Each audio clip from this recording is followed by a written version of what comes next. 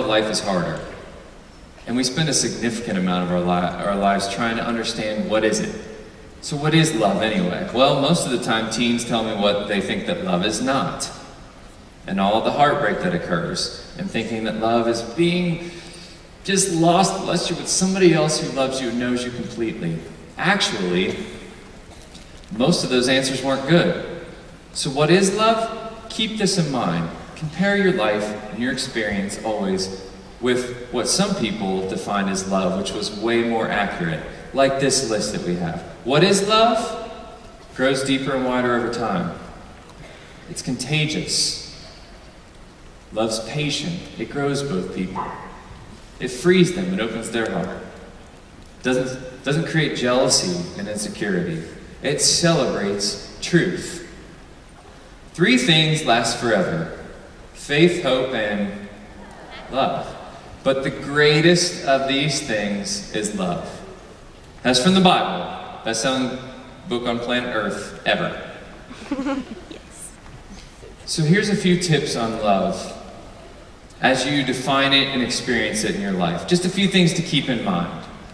One of those things is let your definition of love grow.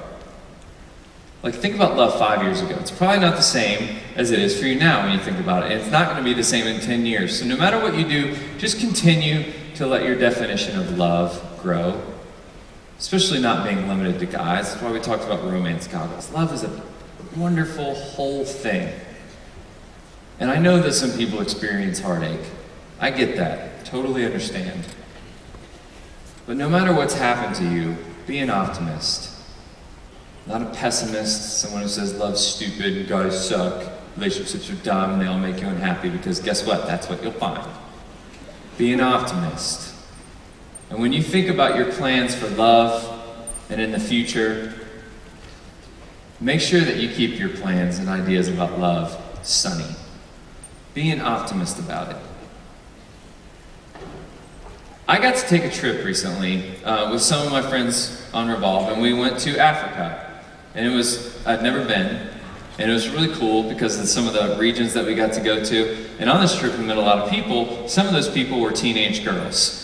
And you know, it's kind of funny because they didn't really see white people, the Umazungus. Like, it's weird when someone jumps up and down and points and yells that in your face all day long. But when we were in this region where they only saw white people like once every usually 6 months, so they were curious about us, and we had lollipops, so that was really a good opener. Bringing sugar in Africa from America.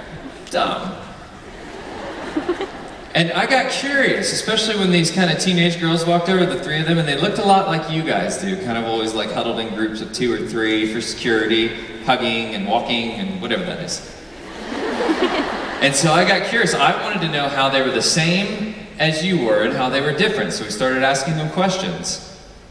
Like, what does it mean to be attractive? What do they find attractive in a guy? What are the things that they do and don't like? What do they think it means to be beautiful? And all those types of things. And I have to be honest, man, their answer, this girl's answer, it like messed with me.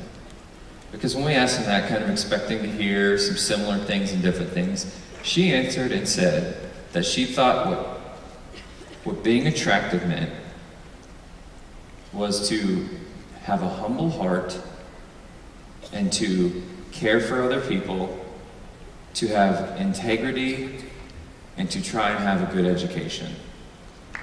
And then she said that being beautiful was something that was on the inside of her, and that she could either choose to see that thing or to not see that thing. And she wasn't being proud, and she wasn't telling me what I want to hear. And oh my gosh. I mean, I know that they don't have the internet or TV or all that place, you know, the place where we get all that wonderful information from. But maybe we have a lot to learn from one another.